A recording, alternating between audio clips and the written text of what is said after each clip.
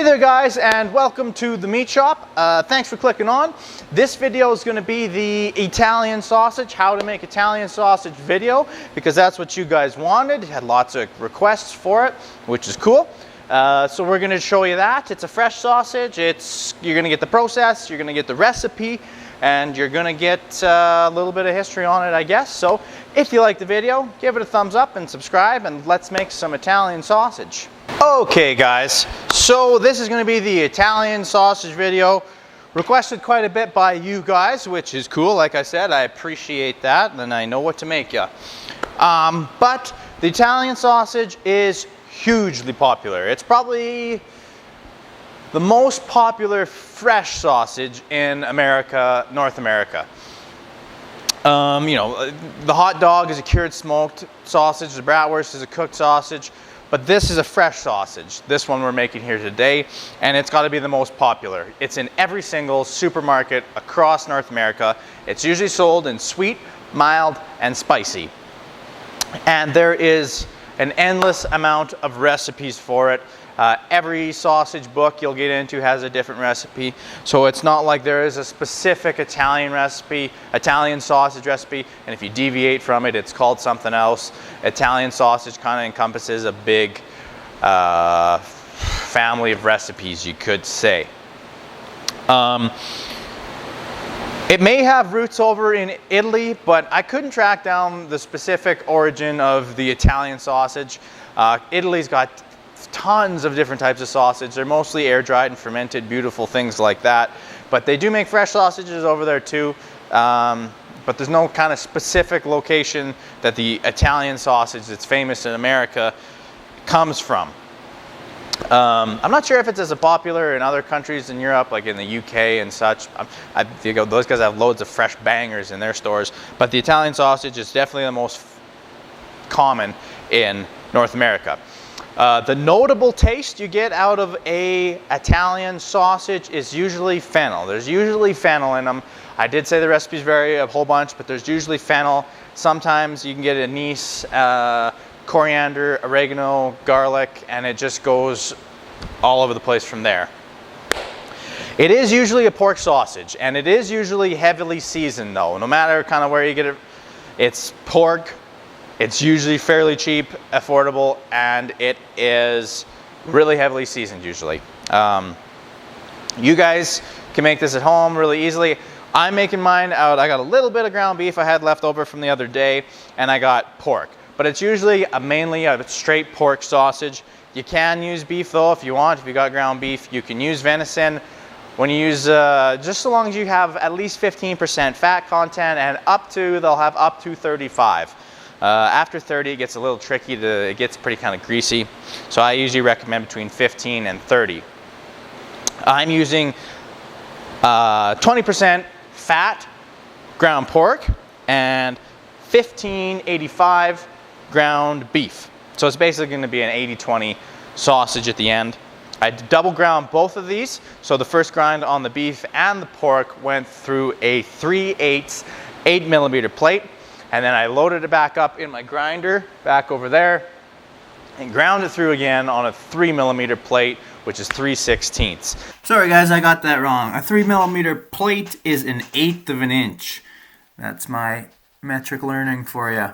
So it's a fine textured, fine ground sausage. This one's gonna be mild Italian. It's got a little breaks for just a little bit of heat, but I'd still consider this mild. What else can I tell you about the Italian sausage? Did I miss anything? I don't know. If I did, leave me a comment. Let me know. I'll fix it if I did. These guys are going into 29, 32mm casings. That's pretty much what you always see them in. The recipe, I guess what you'll need. You can pick up some ground pork from your local butcher or the grocery store. If you got a grinder and you've been tying roasts or cutting pork chops, grind it up yourself, save some money. I got a little bit of ground beef, which you can also get from the same place, or grind it up yourself. You'll need a sausage stuffer or a stuffing horn on your grinder, just a couple containers to mix in. Pretty simple. Knife, cutting table, prep area, something you can clean easily. And I measure out all my spices myself. As I do with all the recipes, I find I get more consistent and better flavor and stuff like that. So you'll need a gram scale if you're going to do it this way. And on the gram scale, that's where you'll weigh out these spices which make up the Italian sausage. My Italian sausage. They can all be different. But in this one, we got salt at 18 grams per kilogram, black pepper 18 grams per kilogram, sugar 4 grams per kilogram, fennel 2 grams per kilogram. Like I said, that's the main flavor that you get in most Italian sausages. Coriander, which is another seasoning you see quite a bit in Italian sausages, 2 grams per kilogram. Caraway, you don't always see it, but it's in mine here, 2 grams per kilogram. Oregano, which I really like, is 1 gram per kilogram. Then I got chili flakes, just for a little bit of heat, 2 grams per kilogram. And I should say, if you wanted to make it hot, I would probably add 6 grams per kilogram if you wanted a spicy Italian, 6 grams of chili flakes or cayenne pepper or chipotle powder if you like a smoky flavor. Chipotle probably isn't as typical, but cayenne or chili flakes or chilies. At 6 grams per kilogram if you want it hot, mild 2, 0, take it out of there and bump up the sugar. Then we got binder at 10 grams per kilogram and water at 100 milliliters, which is 100 grams per kilogram of meat. I'm working with 3 kilograms total, so 6.5 pounds.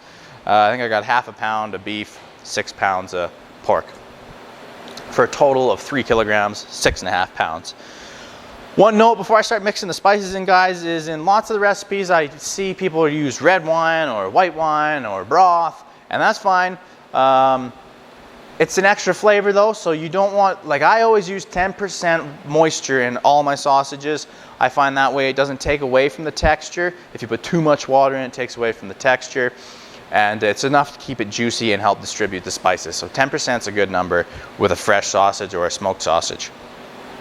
If you're gonna add red wine or a broth or whatever, something like that, red wine vinegar, whatever.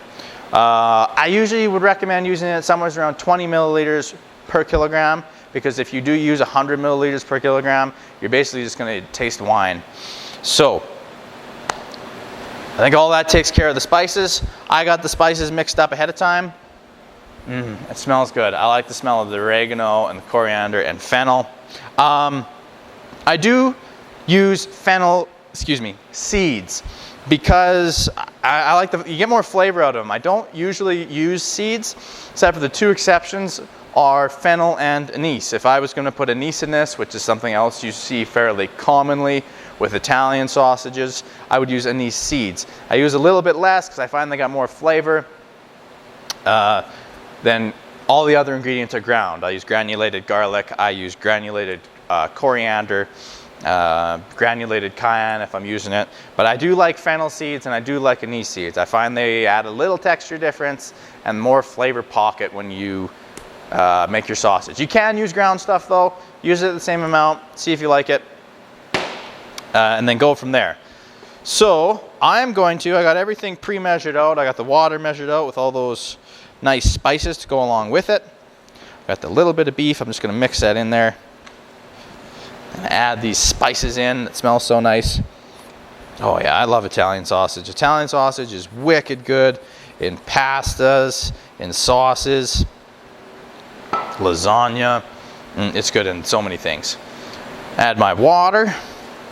Like I said, this amount of water just kind of helps distribute the spices and keep a little bit of moisture in there for the cooking process. And some of the, like a store hot dog or something like that, they probably have 20% water, and maybe they use some cutter phosphates or phosphates to help that water retain itself, but I find it takes away from the texture and the overall flavor of the end product. So 10% is a nice number.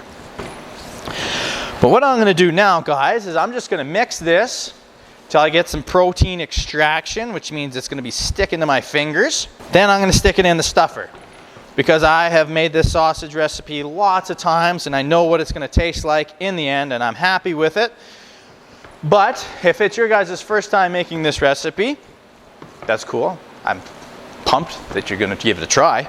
But give it a little, take a patty out and fry it up first. Make sure it's what you want. It's what you're thinking when you think of Italian sausage. Because once you got it in sausage casings, it's a real pain in the arse to take the meat out, and if you want to add more salt or more pepper, you want it sweeter, you want it hotter, whatever. Do it before you get it in the sausage casing.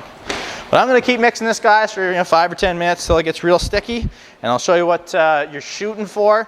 Then we'll get it into the sausage stuff, link 'em. Okay, guys, so I've been mixing for about 5 minutes here. Just really thoroughly tossing it, getting the bottom stuff on the top, making sure the spices are perfectly distributed. And this is what you're looking for. If you've seen the other videos, you just get a handful, sticks to your hand, pretty good, then you're done. The reason you do that is maybe I've had some people ask, well, what's protein extraction and why does it matter? It's in my how to make a sausage video, but kind of a brief overview is you get that protein extraction. It kind of helps the water bind to the salt and the meat, and it prevents the meat from being crumbly. If you've ever cooked a sausage and it's just really crumbly and loose inside the sausage casing, that's you need protein extraction that will fix it.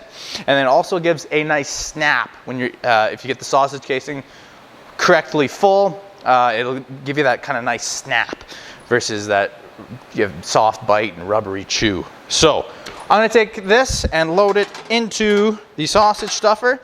If you've seen all my other videos or any other basic video on YouTube on how to make sausage, everyone is the same.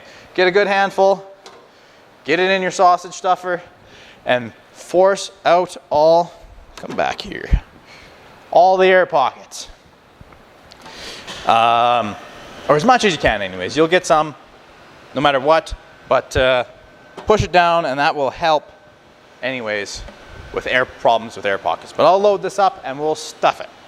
All right, guys, so I've got it loaded into the sausage stuffer, and what I've done is I've pulled out some 29 32 millimeter casings, and I got them soaking in room temperature water over here, and they've been soaking since just before the video started, so that's about a half hour. You need to soak them for about a half hour to 45 minutes at room temperature water before you get started to make it easy, and they're usually compact in salt, so you rinse all the salt off and let them sit in that water. Rinse the salt off, let them sit in the room temperature water for a half hour to 35 minutes. Then they'll be nice and wet and supple, and what you'll do is you'll put a little water on the inside of the sausage casing here, and that'll flush whatever remaining salt is inside the casing out as it goes onto the horn. We have the appropriate sized horn here for doing 29 32 millimeter sausages. And one last reminder, guys, fry some up before you stuff it and make sure you like it. Get this loaded on the horn and then we'll stuff. Okay, so we got more than enough on there to do our 6.5 pounds. And what I'll do is, you guys can see this, I'll leave just a little tail off the end. I don't tie mine, I just pinch it like I'm doing changing a TV remote. 3 fingers on the bottom and the other one on the tip of the horn right where it ends, and the firmness of your thumb controls how full these natural casings should be, and they should be about 3/4 full. You should be able to pinch about 1/4 of the way through. See that first little bit there? I'll hold that back till it starts to back feed onto the horn. I'll let a little bit out with my hands, and you don't have to worry about tying it. And I'll just feed it out, and that looks good already. You can see the little chili flakes in there. And so as you go, guys, it's good just to check every so often. Make sure you can pinch about 1/4 of the way through. And then carry on stuffing, get it all done. All right, and then you get a little bit of air on the horn. I'm not sure if you guys can see that, but you can just nip it with your finger and that will let the air out. So, there we go. Shoot her all out there.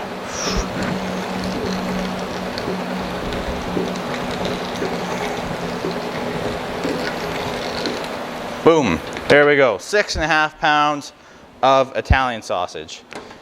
It's quick and easy, guys, and it's so much more yummy when you buy it from or make it yourself, because you know what's in it versus when you buy it from the grocery store. So I'll just get this out of the way and we'll link them. All right, guys, so if you've watched the other videos before, you'll know what to do here.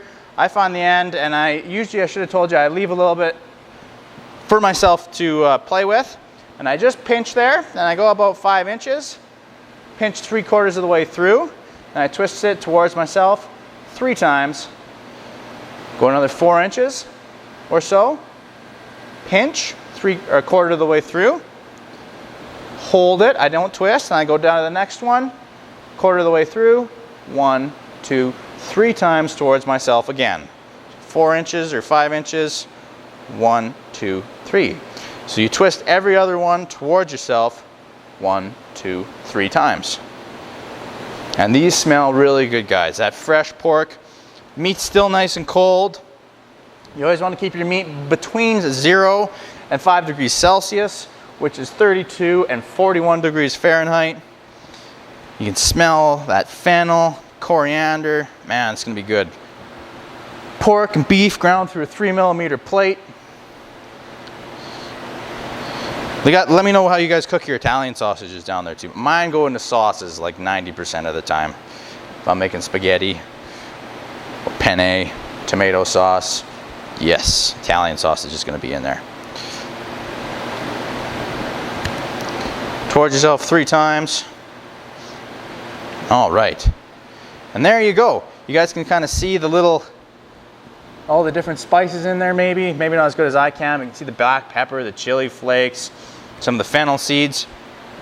And then all I do is I take my butcher knife, and you guys can let these set up or marinate in the fridge overnight if you want to. But we really mix them really thoroughly, so you don't really have to. The spices are all over distributed through. I just cut between every twist we did there.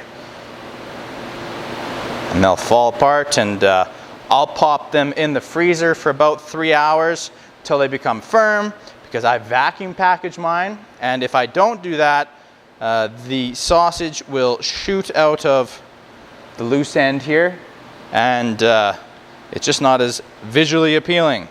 So I'll do that, guys. And then that's basically it, actually. That's pretty much, we're at the end of the video. I'm just gonna cut these, make them look nice, and that's my Italian sausage for you guys. I hope you make it. I hope you try it out, enjoy it. If you add a little something else to your Italian sausage, let me know. Share the recipe down below. I'll share mine down below. And I hope you guys enjoyed it. If there's anything else I missed, well, let me know. Leave me a comment. But other than that, try it out, take care, and enjoy, guys.